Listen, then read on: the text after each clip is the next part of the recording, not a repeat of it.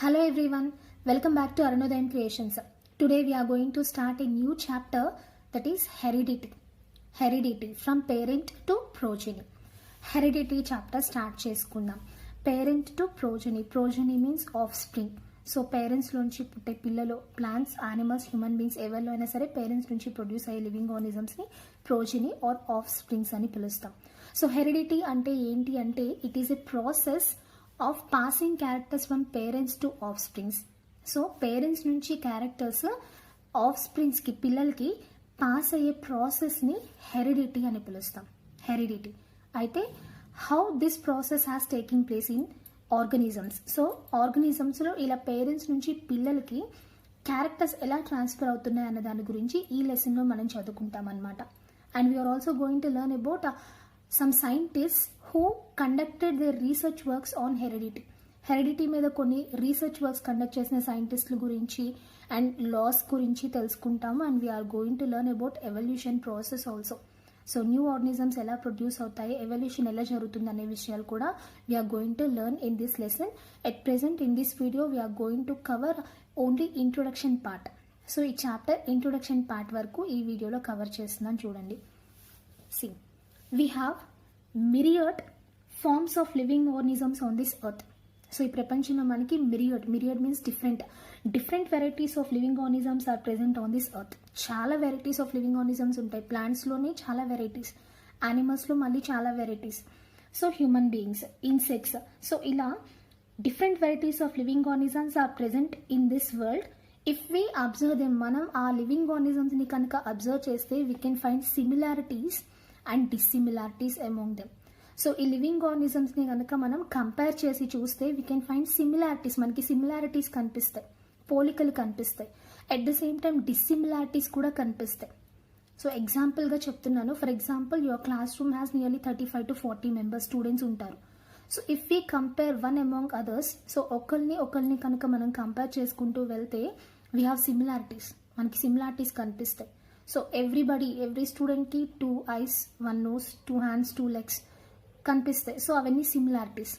So if we observe them కీన్గా కనుక మనం అబ్జర్వ్ చేస్తే we can find dissimilarities also among them. So skin colour కానీ, height కానీ, ఫింగర్ ప్రింట్స్ కానీ, ఐరిస్ కలర్ కానీ, సో వీటిలో మనం కీన్గా అబ్జర్వ్ చేస్తే సో పర్సన్కి మధ్యలో మనకి డిస్సిమిలారిటీస్ కూడా కనిపిస్తాయి. సో అలాగే ఎర్త్ మీద ఉన్న లివింగ్ ఆర్గానిజమ్స్లో కూడా మనకి సిమిలారిటీస్ అండ్ డిస్సిమిలారిటీస్ కనిపిస్తాయి. If we understand both these characters, so మనం కనుక ఈ సిమిలారిటీస్ అండ్ డిస్సిమిలారిటీస్ రెండింటిని అర్థం చేసుకోగలిగితే then we can understand what is evolution. అప్పుడు మనకి ఎవల్యూషన్ అంటే ఏంటో అర్థమవుతుంది అన్నమాట. Understand? So living organisms has both similarities and dissimilarities. If we understand them then we can easily understand what is meant by evolution. Evolution అంటే ఏంటో అర్థం చేసుకోవచ్చు. ఎవల్యూషన్ అంటే ఏంటి అంటే సింపుల్ వర్డ్స్లో చెప్తున్నాను. Evolution means how a living organism change over a time and how new species develop.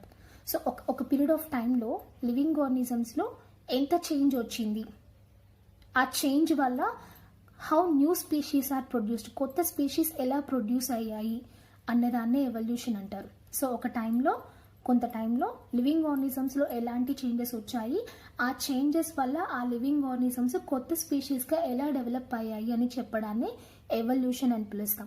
మీకు కొంచెం బాగా అర్థం అవడానికి చెప్తున్నాను. We have learned classification of animals in our ninth క్లాస్లో క్లాసిఫికేషన్ ఆఫ్ యానిమల్స్ చదువుకున్నాం. We have 2 types of animals, vertebrates and invertebrates. వెన్నెముక ఉన్న ఆర్గనిజమ్స్, వెన్నెముక లేని ఆర్గనిజమ్స్ ఫస్ట్ వచ్చాయి, తర్వాత వర్టిబ్రేట్స్ వచ్చాయి. వర్టిబ్రేట్స్లో వీ హ్యావ్ 5 వెరైటీస్, 5లా ఉన్నాయి. ఏంటివి? Pisces, amphibia, reptilia, aves and mammalia. So pisces అంటే fishes, they can live only in water. Next amphibia which can live both on water and land. Next reptilia చూసాం. ఆ next aves అంటే birds చూసాం. ఆ last mammalia means మనమే, living organisms which can give directly birth to young ones, డైరెక్ట్గా birth ఇచ్చే organisms mammalia చూసాం. So ఇక్కడ పైసెస్ నుంచి అబ్జర్వ్ చేస్తే ఏమైంది, లివింగ్ ఆర్గానిజమ్స్లో కొంచెంగా చేంజెస్ వచ్చాయి. ఆ చేంజెస్ వల్ల ఏమైంది, పైసెస్లో స్లైట్గా చేంజెస్ వచ్చి తర్వాత ఏమైంది, ఆంఫిబియన్స్ ఎవాల్వ్ అయ్యారు. ఆంఫిబియన్స్లో చేంజెస్ వచ్చి రెప్టీలియా ఎవాల్వ్ అయింది. రెప్టీలియాలో చేంజెస్ వచ్చేసి తర్వాత మనకి ఏవ్స్ ప్రొడ్యూస్ అయ్యాయి.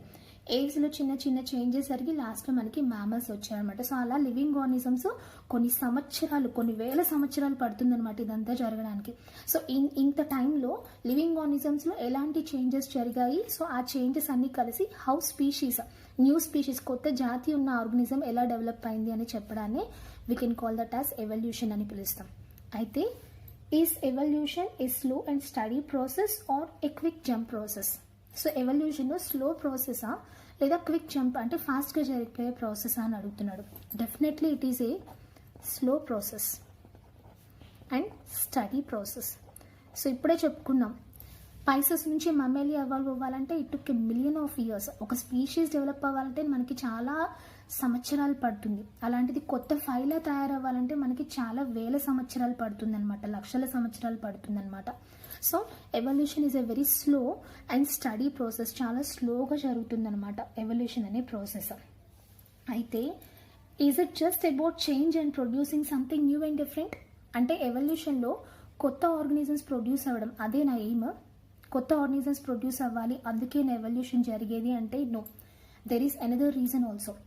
కొత్త క్యారెక్టర్స్తో పాటు ఎవల్యూషన్లో ఏం జరుగుతుందంటే those new characters are useful for adaptation to environment.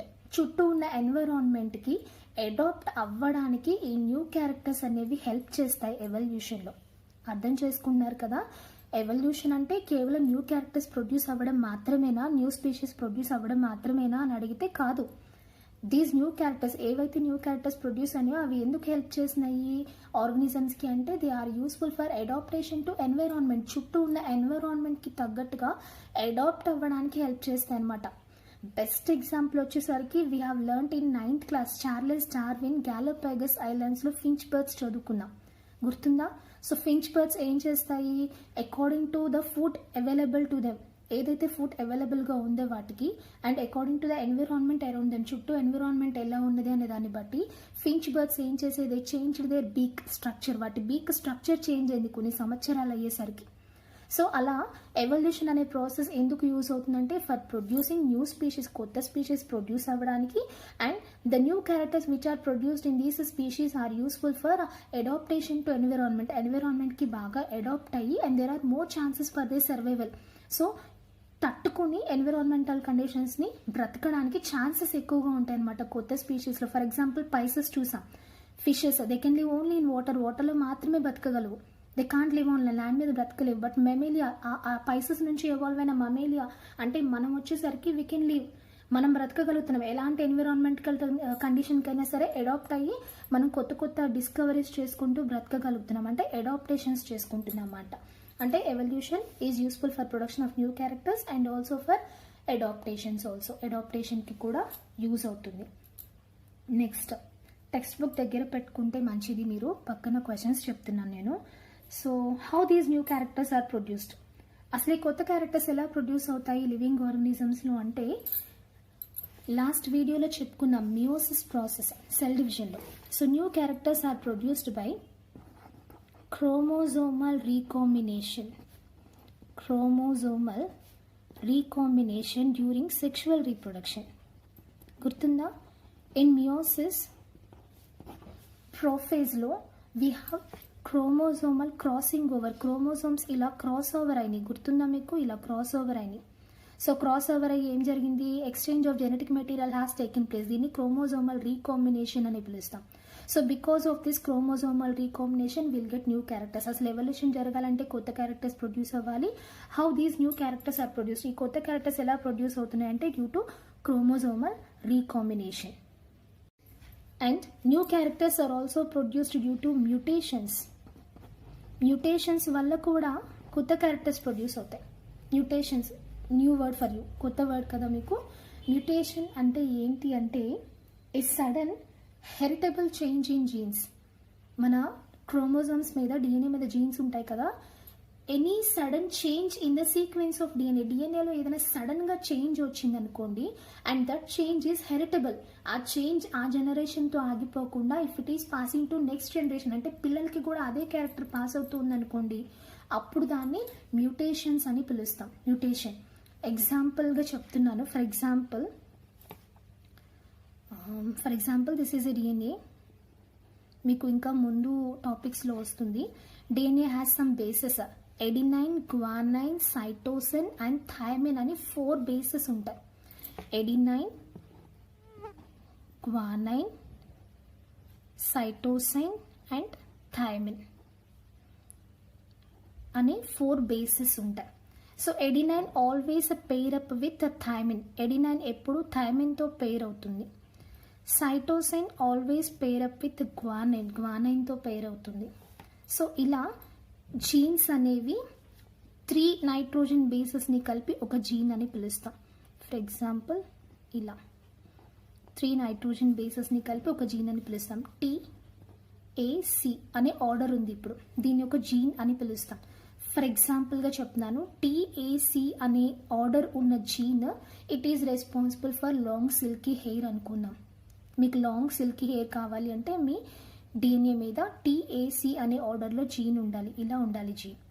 If mutation అక్కస్, ఒకవేళ మ్యూటేషన్ జరిగింది అనుకోండి. మ్యూటేషన్ ఎలా జరుగుతుందంటే due to exposure to some harmful rays, కొన్ని harmful radiations like UV ultraviolet radiations పడడం వల్ల, or due to exposure of some chemicals, ఏవైనా harmful chemicals మన మీద పడినప్పుడు త్రూ ఫుడ్ మెటీరియల్స్, ఫుడ్ ద్వారా కానీ లేదా టొబాకో స్మోకింగ్ ద్వారా కానీ ఏవైనా సమ్ హార్మ్ఫుల్ కెమికల్స్ బాడీలోకి ఎంటర్ అవుతాయి. ఆ కెమికల్స్ వల్ల కానీ, or due to some micro organisms also, కొన్ని మైక్రో ఆర్గానిజమ్స్ వల్ల కూడా ఈ జీన్స్లో చేంజెస్ జరుగుతాయన్నమాట. వాటిని మ్యూటేషన్స్ అంట. సో ఏమవ్వాలి, TAC అనే ఆర్డర్లో ఉండాల్సిన ఈ జీన్ పొరపాటున CTA అనే ఆర్డర్లోకి వచ్చింది. సికి ఏం కావాలి, G. A ఇప్పుడు ఎడినైన్ ఎప్పుడు థైమిన్తో పేరప్ అవుతుంది. వీటి గురించి మీరు ఎక్కువ ఆలోచించొద్దు. మనం నెక్స్ట్ టాపిక్స్లో చెప్పుకుంటాం దీని గురించి, DNA స్ట్రక్చర్లో చెప్పుకుంటాం. సో ప్రస్తుతానికి ఈ నాలెడ్జ్ చాలు. సో ఇలా చేంజ్ అయిపోయింది DNA జీన్ సీక్వెన్స్. సో ఇప్పుడు మీకు ఏమవుతుంది, లాంగ్ సిల్కీ హెయిర్ రావాల్సింది కాస్త ఏమవుతుందంటే you will get curly hair వస్తుంది. సో ఈ మ్యూటేషన్ వల్ల వచ్చిందనమాట ఈ క్యారెక్టర్. ఇప్పుడు ఈ క్యారెక్టర్ ఏమవుతుంది, it will transfer to your next generations also. ఈ నెక్స్ట్ పిల్లలకి కూడా అదే క్యారెక్టర్ ట్రాన్స్ఫర్ అవుతూ ఉంటుంది. అలా జరగడాన్ని మ్యూటేషన్ అని పిలుస్తాం. Sudden heritable change in jeans is called as mutation which occurs due to harmful radiations or harmful chemicals or due to harmful microorganisms. So ఇలా మ్యూటేషన్స్ వల్ల కూడా కొత్త క్యారెక్టర్స్ వస్తాయి మనకి. క్రోమోజోమల్ రీకాంబినేషన్ వల్ల వస్తాయి అండ్ మ్యూటేషన్స్ వల్ల వస్తాయి. And new characters are produced due to adaptations వల్ల కూడా వస్తాయి క్యారెక్టర్స్. ఎగ్జాంపుల్ వచ్చేసరికి finch bird, due to availability of food material. So food అవైలబిలిటీని బట్టి కానీ, ఎన్విరాన్మెంటల్ కండిషన్స్ని బట్టి కానీ లోపల జీన్స్లో చేంజెస్ ప్రొడ్యూస్ చేసుకుంటాయి. వాటిని అడాప్టేషన్స్ అని పిలుస్తాం. Due to adaptations also new characters are produced. Okay, how new characters are produced అంటే by chromosomal recombination, by mutations and by adaptations new characters are produced. Are they inherited? So ఇలా produce అయిన characters అన్నీ inherit అవుతాయా? Of course అవుతాయి. But bodily characters do not inherit. ఈ chromosomal recombination వల్ల, adaptations వల్ల, mutations వల్ల వచ్చిన క్యారెక్టర్స్ పాస్ అవుతాయి. కానీ bodily changes which occurs in life time, ఒక జీవిత కాలంలో ఒక లివింగ్ ఆర్గానిజంలో ఏదైనా సడన్గా చేంజ్ జరిగిందని బాడీలో, ఆ క్యారెక్టర్ పాస్ అవుతుంది. For example accidents. సో ఒక యాక్సిడెంట్ అయింది, సమ్ హ్యాండ్ పోయింది, సో లైఫ్లో జరిగింది ఆ ఈవెంట్. సో వాళ్ళకి పుట్టే పిల్లలందరికీ హ్యాండ్ లేకుండా పుడతారంటే నో, అది just bodily change which occurs in a lifetime. బ్రతికున్నప్పుడు ఆ జనరేషన్ వరకు ఆ బాడీకి సంబంధించిన చేంజ్ అది. So bodily characters will not transfer to next generations. For example ఒక ఇంజురీ జరిగింది మనకి, గోరు పోయింది. సో మన తర్వాత వచ్చే పిల్లలకి కూడా సేమ్ అలాంటి క్యారెక్టరే ఉంటుందా అంటే ఉండదు. They are all due to accidents. Accidents వల్ల జరిగింది అనమాట ఈ క్యారెక్టర్స్ అన్ని. So only the characters which are produced by these 3, ఈ మూడింటి వల్ల వచ్చే క్యారెక్టర్స్ పాస్ అవుతాయి. Bodily characters will not transfer to next generations. Okay, next, do the new characters have any role in the process of evolution? ఇలా produce అయ్యే కొత్త characters ఎవల్యూషన్లో ఏమైనా రోల్ ప్లే చేస్తాయంటే of course new characters will accumulate. ఇలా new characters produce అయినవన్నీ ఏం చేస్తాయి, living ఆర్గానిజంలో accumulate అవుతాయి. దే విల్ నెక్స్ట్ ఇన్హెరిట్ అవుతాయి, నెక్స్ట్ జనరేషన్స్కి మల్టిప్లై అవుతూ ఉంటాయి. So that evolution takes place. అలా మనకి కొత్త లివింగ్ ఆర్గానిజమ్స్ అనేవి ప్రొడ్యూస్ అవుతూ ఉంటాయి అన్నమాట. Okay, so this is about heredity introduction. So definition చెప్పుకున్నాము, సిమిలారిటీస్ అండ్ డిసిమిలారిటీస్ ఉంటాయి లివింగ్ ఆర్గానిజమ్స్లో, evolution, slow and steady process అని చెప్పుకున్నాం, అండ్ న్యూ క్యారెక్టర్స్ ఎలా ప్రొడ్యూస్ అవుతాయో ఎక్స్ప్లెయిన్ చేసుకున్నాం. సో ఈ వీడియో కనుక మీకు నచ్చినట్టయితే లైక్ చేసి షేర్ చేయండి. ఇలాంటి లెసన్ టాపిక్స్ కోసం అండ్ సైంటిఫిక్ ఫ్యాక్ట్ వీడియోస్ కోసం నా ఛానల్ని సబ్స్క్రైబ్ చేసుకుని పక్కనే ఉన్న బెల్ ఐకాన్ని క్లిక్ చేయండి. నెక్స్ట్ వీడియోలో మనం new characters and variations topic నేర్చుకుందాం. Thank you so much for watching. జై హింద్.